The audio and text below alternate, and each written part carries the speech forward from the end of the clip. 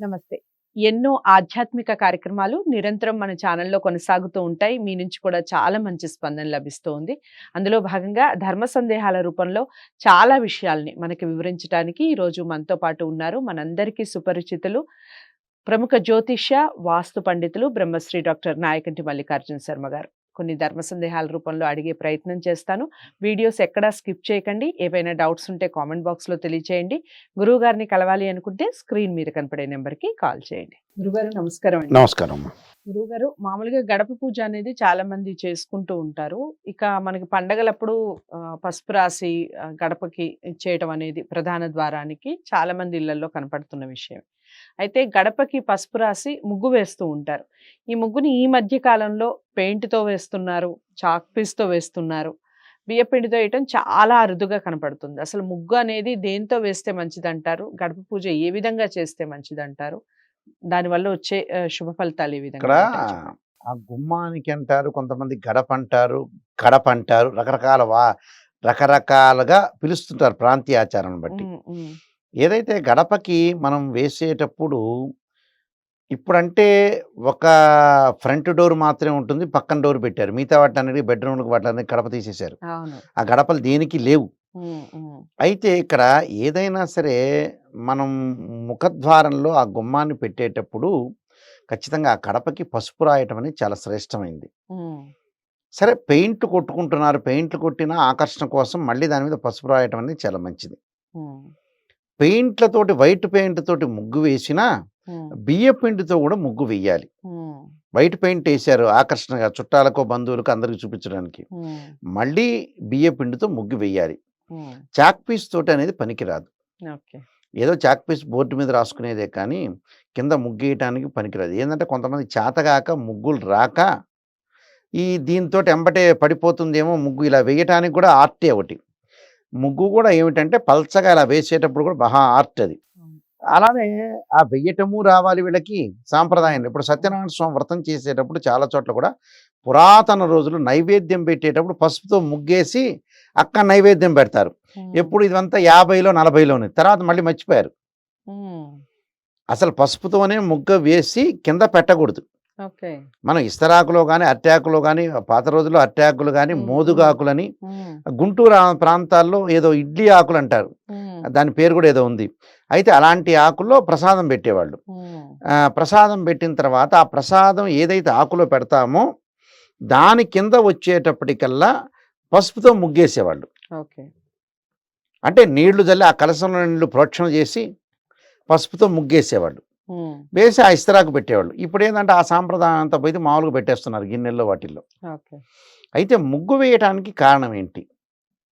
మనకు 5 యజ్ఞాలనేవి ఉన్నాయి. హ్మ్. అంటే 5 యజ్ఞాల్లో మాతృయజ్ఞమని, పితృయజ్ఞమని, భూతయజ్ఞమని, దైవయజ్ఞమని, బ్రహ్మయజ్ఞమని ఉంటాయి. హ్మ్.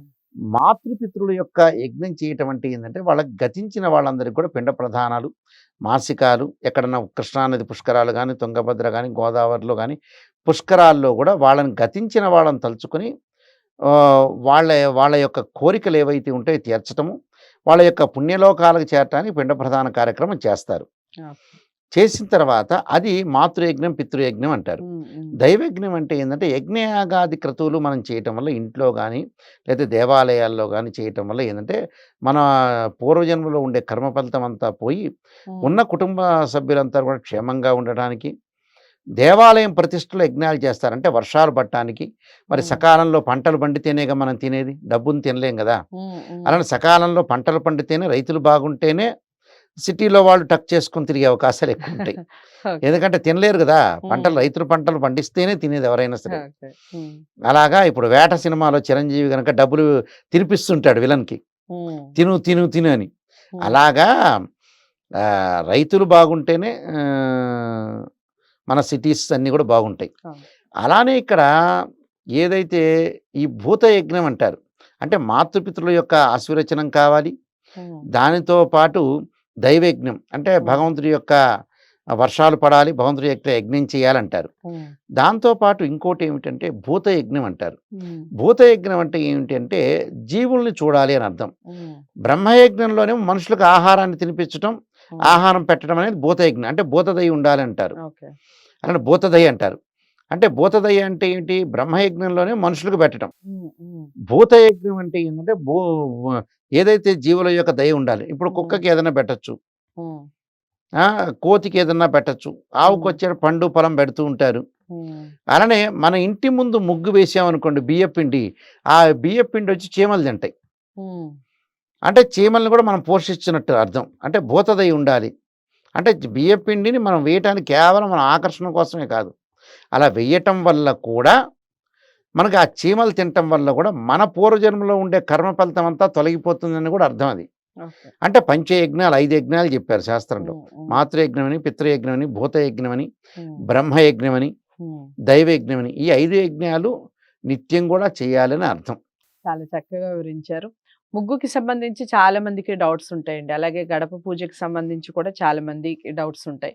పెయింట్ ఏసుకున్నాం కదా! ఆల్రెడీ యెల్లో కలరే కదా! అని కూడా చాలా మందికి ఉంటాయి. వాటన్నిటికి సొల్యూషన్ దొరికిందని అనుకుంటున్నాను ఈ వీడియో ద్వారా. ఇంకా డౌట్స్ ఏమన్నా ఉంటే కామెంట్ బాక్స్‌లో తెలియచేయండి. ఇలాంటి ధర్మ సందేహాలు కావాలి అనుకున్నా కామెంట్ బాక్స్‌లో తెలియచేయండి. గురువు గారిని కలవాలి అనుకుంటే స్క్రీన్ మీద కనపడే నంబర్‌కి కాల్ చేయండి. వీడియోని లైక్ చేసి షేర్ చేయండి. ఛానెల్‌ని సబ్స్క్రైబ్ చేసుకోండి. మరో మంచి కార్యక్రమం ద్వారా మళ్ళీ ధర్మ సందేహాల రూపంలో మళ్ళీ కలుద్దాం. ఇంతవరకు సెలవు. నమస్తే.